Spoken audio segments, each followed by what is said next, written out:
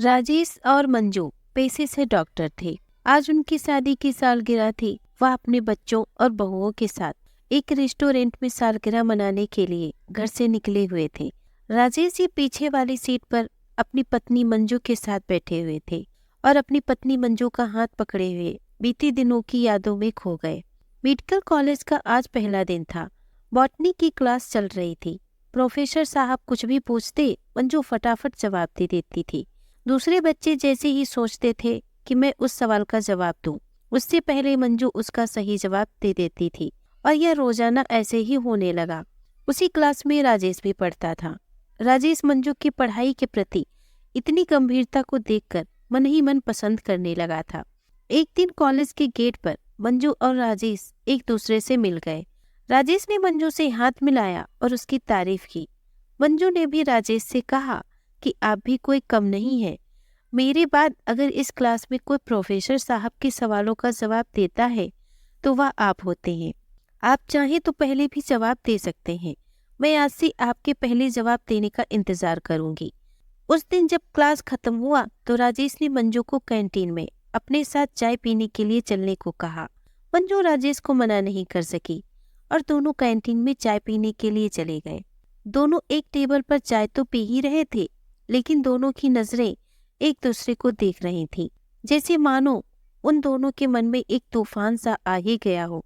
दोनों एक दूसरे से कुछ कहना चाह रहे थे, लेकिन कह नहीं सके। तभी मंजू बोली, चलो क्लास का टाइम हो गया है। उस दिन के बाद से राजेश और मंजू दोस्त बन गए थे और क्लास में भी अब साथ ही बैठते थे। एक साथ रहते दोनों ने यह महसूस किया कि वह एक दूसरे को चाहने लगे हैं। और फिर एक दिन राजेश ने मंजू से अपने प्यार का इजहार कर दिया। मंजू राजेश को मन ही मन प्यार करती थी, इसलिए वह हाँ कर दी। उस दिन के बाद से वे दोनों फोन पर भी आधी रात तक बात किया करते थे और उसके बाद व्हाट्सएप पर गुड मॉर्निंग मैसेजेस का दौर शुरू हो गया था। राजेश और मंजू की पढ़ाई के साथ साथ एक दूसरी जिंदगी भी जी रहे थे। अब दोनों को एक दूसरे से मिलना, बातें करना बहुत ही अच्छा लगता था। अगर वह किसी दिन क्लास में किसी वजह से नहीं भी मिल पाते थे, वह किसी न किसी बहाने से जरूर मिलते थे। धीरे धीरे राजेश और मंजू का प्यार पूरे मेडिकल कॉलेज में चर्चा का विषय बन गया। लेकिन इन दोनों लैला मजनू को इन सब बातों से कोई परवाह नहीं थी। वह तो बस अपनी मस्ती में जिए जा रहे थे। एक दिन शाम को राजेश जब मंजू को फोन लगा रहा था तो मंजू का फोन स्विच ऑफ आने लगा। पूरी रात फोन ट्राई किया, लेकिन फोन स्विच ऑफ आया। राजेश परेशान हो गया था, पर चलो कोई बात नहीं, कल सुबह क्लास में तो मंजू मिल ही जाएगी। लेकिन उस दिन क्लास में भी मंजू नहीं आई, जिससे राजेश बिल्कुल ही परेशान हो गया था। क्लास में प्रोफेसर साहब के सब्जेक्ट में राजेश को रुचि नहीं हो रही थी। प्रोफेसर साहब ने भी राजेश से पूछा, राजेश क्या कोई बात है? आज तुम मेरे किसी भी सवालों का जवाब नहीं दे रहे हो, क्या हो गया है? साथ ही प्रोफेसर साहब ने कहा, तुम्हारे बगल में वह मंजू बैठती थी, वह भी आज नहीं आई है, कहाँ रह गई है? राजेश ने कहा, सर मुझे भी पता नहीं है, कल से उसका फोन भी स्विच ऑफ आ रहा है, वह क्लास भी नहीं आ रही है। क्लास खत्म होते ही सीधे जिस हॉस्टल के कमरे का नंबर मंजू ने राजेश को बताया था, राजेश सीधे गर्ल हॉस्टल में पहुंच गया और उस कमरे में गया तो वहां लड़की ने दरवाजा खोला।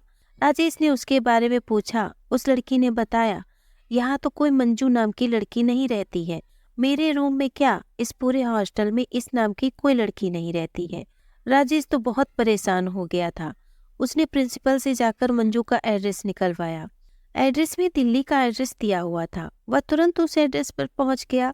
वहां बहुत ढूंढने के बाद उसे पता चला कि हाँ, यहाँ पर मंजू नाम की एक लड़की रहती है। राजेश ने उस झुग्गी का दरवाजा खटखटाया तो वहां पर अधेड़ उम्र की एक महिला ने दरवाजा खोला। राजेश ने उस महिला से मंजू के बारे में पूछा। उस महिला ने राजेश से उसका परिचय पूछा। आप कौन हो और आप मंजू को कैसे जानते हो? राजेश ने बताया कि उसके कॉलेज का दोस्त है और मंजू कई दिनों से कॉलेज नहीं आ रही है, इस वजह से उससे मिलने आया है।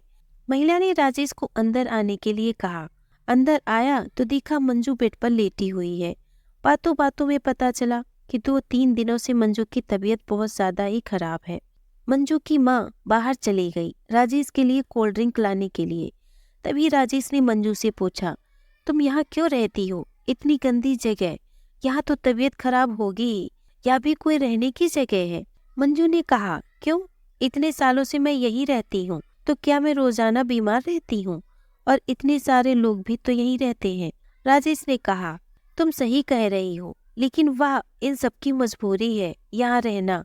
तुम्हारी क्या मजबूरी है? मंजू ने कहा, सही कह रहे हो राजेश, मेरी भी मजबूरी है। मेरे पिता नहीं है और माँ बड़े घरों में पोछा बर्तन करके कुछ पैसे कमाती हैं, उसी से मैं पढ़ाई करती हूँ और घर का खर्चा चल पाता है। हमारे पास इतना पैसा नहीं है कि हम अच्छी जगह जाकर किराए पर कमरा लेकर रह सकें। राजेश ने बोला, चलो यह सब तो ठीक है, लेकिन तुमने अपना फोन स्विच ऑफ क्यों कर रखा है? मंजू ने कहा, ऐसे ही कर दिया। मैं नहीं चाहती थी मेरी बीमारी का तुम्हें पता चले और तुम अपनी पढ़ाई मेरे लिए डिस्टर्ब करो। अब तुम जाओ और अपनी पढ़ाई में मन लगाओ। तुम्हें तो एक बहुत बड़ा डॉक्टर जो बनना है। राजेश ने कहा, तो क्या तुम्हें नहीं बनना है मंजू?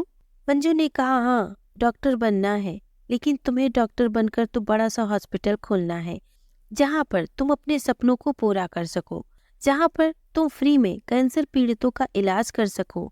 और उसके लिए बहुत मेहनत करनी पड़ती है, बहुत पढ़ना पड़ता है। और आज के बाद यहाँ मत आना, मैं ठीक होते ही कॉलेज आ जाऊंगी। राजेश के पिता बहुत बड़े बिजनेसमैन थे, पैसों की उसे कोई कमी नहीं थी। अगले ही दिन पड़ोस के ही एक एरिया में एक फ्लैट किराए पर ले लिया और उसकी चाबी मंजू को देने के लिए आ गया। मंजू इस बात के लिए मना कर रही थी कि हमारी औकात नहीं है फ्लैट में रहने की, तुम जाओ, मना कर दो। लेकिन राजेश नहीं माना, अपने प्यार की कसम दे दी। फ्लैट में मंजू और मंजू की माँ को जाकर रहना ही पड़ा।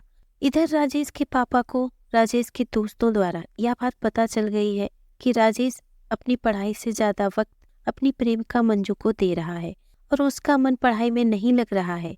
यहाँ तक कि उसने अपने पैसों से मंजू के लिए फ्लैट भी किराए पर ले रखा है। राजेश के पापा को जब यह बात पता चली तो उन्होंने राजेश को बहुत डांटा। तुम वहाँ पर पढ़ाई करने के लिए गए हो या जन कल्याण का काम करने? अगर यही काम करना है तो पढ़ाई लिखाई छोड़कर यही सब करो। अब तुम्हें यहाँ रहना ही नहीं है। अब मैं तुम्हारा एडमिशन विदेश में करवा दूंगा, क्योंकि मैं देख रहा हूँ कि तुम्हारा मन पढ़ाई में नहीं लग रहा है। तुम भटक गए हो, तुम अपने सपनों से भटक रहे हो। मेडिकल की पढ़ाई इसलिए कर रहे हो कि तुम अपनी माँ का सपना पूरा कर सको। तुम्हारी माँ कैंसर की बीमारी की वजह से मर गई थी, इसीलिए तुम्हें वो डॉक्टर बनाना चाहती थी। और उसने बोला था, जब मेरा बेटा डॉक्टर बन जाएगा तो आप एक बड़ा सा हॉस्पिटल बनवाना जहाँ पर गरीब लोगों का मुफ्त में कैंसर का इलाज हो सके। लेकिन जो तुम्हारा रवैया है उससे मुझे नहीं लग रहा है कहीं तुम डॉक्टर की पढ़ाई पूरी कर पाओगे। इसीलिए तुम्हें अब यह देश छोड़ना ही होगा, तुम्हें अमेरिका जाना होगा। राजेश ने साफ मना कर दिया था अमेरिका जाने से। राजेश के पापा को यह बात समझ आ गई थी कि राजेश नहीं जाना चाहता है, इसीलिए उन्होंने मंजू के एड्रेस पता कर उसके घर पहुंचे। घर पर पहुंचकर राजेश के पापा ने मंजू और उसकी माँ को पहले बहुत ही बेइज्जत किया और कहा कि तुम लोग कैसी औरत हो जो एक नाबालिग उम्र के लड़के को बेवकूफ बनाकर उसके पैसों पर ऐश कर रहे हो। तुम्हें इतना ही शौक है फ्लैट में रहने का तो अपने पैसों से रहो, किसी और के पैसों पर क्यों रह रहे हो? तुम्हारी जैसी लड़कियों का यही काम ही है, अमीर घर के लड़कों को फंसा लो और फिर उसके पैसों पे ऐश करो। यह बात सुनकर मंजू की माँ बहुत रोने लगी, क्योंकि वह लोग खुशी खुशी यहाँ रहने नहीं आए थे, वह तो राजेश की जिद की वजह से यहाँ रह रहे थे। राजेश के पापा ने मंजू और मंजू की माँ से कहा, तुम लोग अगर राजेश की भलाई चाहते हो और सच में तुम राजेश से प्यार करती हो तो राजेश की जिंदगी से चली जाओ, तभी राजेश बड़ा डॉक्टर बन पाएगा। अगले दिन ही मंजू और उसकी माँ फ्लैट छोड़कर चले गए। राजेश ने बहुत पता करने की कोशिश की कि ये लोग कहाँ चले गए, लेकिन मंजू और मंजू की माँ का पता ही नहीं चला। अंत में राजेश अपने पिता की बात मान ली और अमेरिका चला गया पढ़ाई करने। मंजू ने राजेश को हर जगह से ब्लॉक कर दिया था। जितने भी उसके सोशल मीडिया कनेक्शन थे, फेसबुक, इंस्टाग्राम, ट्विटर, सब जगह से राजेश को मंजू ने ब्लॉक कर रखा था। राजेश ने कितनी भी कोशिश की मंजू से बात करने की, लेकिन मंजू से उसकी बात नहीं हो पाई। राजेश को राजेश के पापा ने झूठी खबर दी कि मंजू की तो अब शादी हो चुकी है, ताकि वह मंजू को भूल सके और वह सारा धन पढ़ाई पर लगा सके। राजेश को जब यह बात पता चली कि मंजू ने उसे धोखा देकर शादी कर लिया तो राजेश बहुत नाराज हुआ और उसने अपना सारा ध्यान पढ़ाई पर लगाया और उसने कसम खाई कि वह अब किसी भी लड़की से प्यार नहीं करेगा। पढ़ाई पूरी करके वह वापस इंडिया आ गया। 2-3 सालों में किसी प्राइवेट हॉस्टल में प्रैक्टिस किया। उसके बाद उसके पापा ने अपने पैतृक शहर बनारस में कैंसर का हॉस्पिटल बनवाना शुरू किया। वहां पर डॉक्टरों की वैकेंसी निकली। इधर मंजू भी डॉक्टर बन गई थी और वह भी बनारस के पास के गांव की रहने वाली थी। जब उसे पता चला कि बनारस के एक हॉस्पिटल में डॉक्टरों की वैकेंसी निकली है तो उसने भी इंटरव्यू के लिए अप्लाई कर दिया था, लेकिन यह पता नहीं था ये हॉस्पिटल राजेश का है। इंटरव्यू में जब मंजू पहुंची तो सामने राजेश को बैठी देख उसके होश उड़ गए। राजेश ने भी मंजू को पहचान लिया था, लेकिन इंटरव्यू पैनल में और भी 2-3 डॉक्टर थे, जहां पर राजेश और मंजू ने बिल्कुल भी जाहिर नहीं करने दिया कि वे एक दूसरे को जानते हैं। इंटरव्यू खत्म होते ही मंजू जब वहां से जाने लगी तो राजेश दौड़ता हुआ मंजू के आगे आ गया। राजेश ने पूछा, कैसी हो तुम और तुम्हारी लाइफ कैसी चल रही है? तुम्हारे पतिदेव का क्या हाल चाल है? मंजू यह सवाल सुनकर दंग रह गई और पूछी, पतिदेव? मैंने तो किसी से शादी ही नहीं की, फिर यह क्या है? राजेश ने अपने फोन से मंजू और एक लड़के की शादी का फोटो दिखा दिया। मंजू फोटो देखकर हैरान थी। यह फोटो तुम्हें किसने भेजा है? राजेश ने बताया, उसके पापा ने भेजा है कि तुमने शादी कर ली है। मंजू समझ गई कि उसके पापा नहीं चाहते थे कि राजेश और मंजू कभी मिले। मंजू ने सारा किस्सा राजेश को बता दिया कि तुम्हारे पापा दिल्ली में मेरे फ्लैट पर आए थे जो तुमने हमें किराए पर लेकर दिया था। उन्होंने हमें बहुत बेइज्जत किया और कहा कि तुम हमारे बेटे से दूर जाओ।